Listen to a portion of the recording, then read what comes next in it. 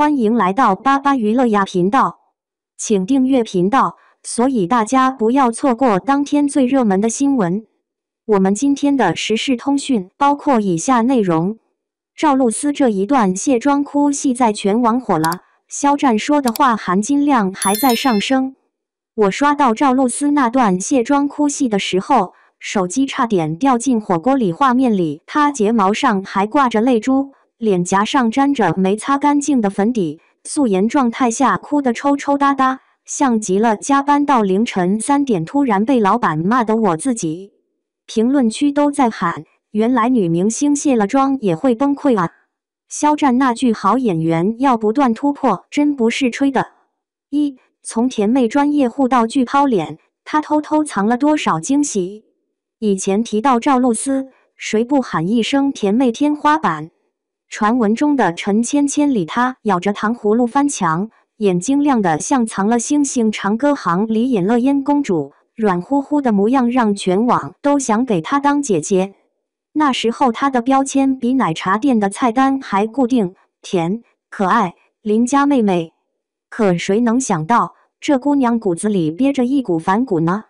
拍《凤求凰》时，她才20岁出头，演的马雪云是个拧巴角色，表面是端庄的富家小姐，背地里却对男主爱而不得，连眼神里都带着刺。我看过花絮，她为了演好笑着流泪的戏份，对着镜子练了整整1天，最后导演喊卡时，她眼眶还是红的。后来这段戏播出，弹幕全在刷，这哪是甜妹，根本就是小哭包影后。真正让她破圈的是星汉灿烂。程少商这个角色有多难演？从小被爹娘抛弃，在祖母家长大，缺爱又敏感，看见父母回来第一反应不是开心，而是警惕。有一场戏是程少商站在雨里，看着父母和弟弟其乐融融，他攥着衣角慢慢蹲下去，肩膀一抽一抽的。我妈当时跟我一起看，突然说，这姑娘演得太真实了，我闺女小时候被欺负了也是这副德行。双引号。从那以后，观众才发现，原来赵露思不仅能演甜妹，还能演倔丫头、苦命人，甚至藏着秘密的假名媛。徐我要演炸了，女明星的完美人设碎了一地。今年夏天突然空降的徐我要演，简直向往娱乐圈扔了颗深水炸弹。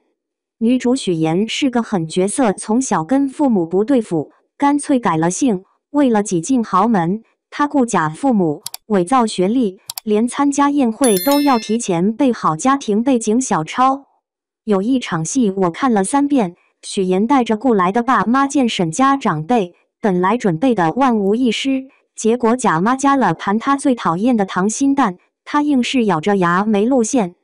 沈母突然问，小许啊，你妈妈平时喜欢做什么菜？她眨眨眼说，我妈最爱做糖醋排骨，每次都把糖熬得焦焦的。转头我就看见她指甲掐进了掌心，更觉得是反杀名场面。女二孙思维当众揭她老底，说她爸妈是雇来的。许妍瞥见沈浩明往这边走，直接伸手扇了自己一巴掌，眼泪唰的掉下来。我爸妈对我多好，你们凭什么这么说？沈浩明当场黑脸替他撑腰。弹幕炸了，这哪是傻白甜，这是复仇女王剧本啊！原来女主打脸不用武力，靠智商救航。上线1小时，站内热度破2万，网友追剧追到凌晨3点。许妍越狠我越爱，赵露思这次彻底翻身了。素颜哭戏爆红背后，女明星的壳终于裂了缝。但真正让全网破防的是许妍卸妆那场戏。镜头里她坐在梳妆台前，慢吞吞擦掉口红，粉底液被卸妆棉抹开，露出底下泛红的脸颊。原本精致的假睫毛被扯下来，眼睛肿得像桃子。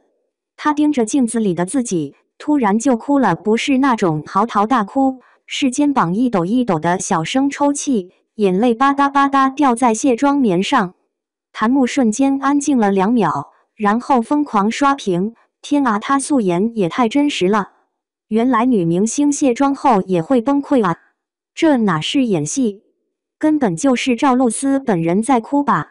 后来看采访才知道，这段戏的灵感来自编剧的真实经历。编剧说，很多女明星在镜头前永远光鲜亮丽，但私下也会累，会委屈，会怀疑自己。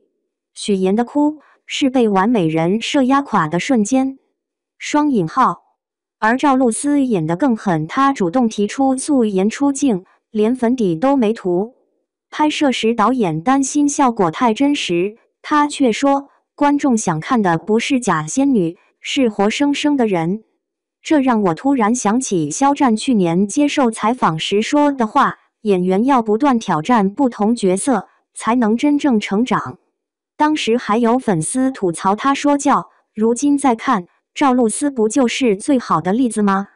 从甜妹到倔丫头，从缺爱少女到假名媛，再到如今敢素颜示人的许妍，她每接一部戏就像剥一层洋葱，观众以为看到的是甜美外壳，结果里面藏着辛辣、酸涩，还有最真实的柔软。4. 我们为什么会被卸妆哭戏戳中？或许是因为我们都在生活里戴着面具。上班时强撑笑容应对甲方，下班后躲在厕所补妆，朋友圈发精修图，现实里头发乱得像鸟窝，明明累得想哭，还要对家人说我很好。许妍的卸妆哭戏之所以火，是因为她让我们看见了自己那个卸下伪装后会脆弱、会崩溃，但依然咬牙往前走的普通人。而赵露思的勇敢更难得。在这个颜值即正义的时代，多少女明星连汗毛都要用胶带粘掉，她却敢顶着素颜，带着哭肿的眼睛出现在镜头里，用最真实的状态告诉我们，演员的价值不在皮箱，而在灵魂。双引号。现在在看那些说她只会演甜妹的评论，简直像在看笑话。哪有什么天生的巨抛脸？不过是有人愿意一次次打破舒适区，把命砸进角色里。下次再有人说女明星都活在滤镜里，就把许妍卸妆那段甩过去。你看，连光鲜亮丽的豪门假千金，卸了妆也会躲在厕所哭呢。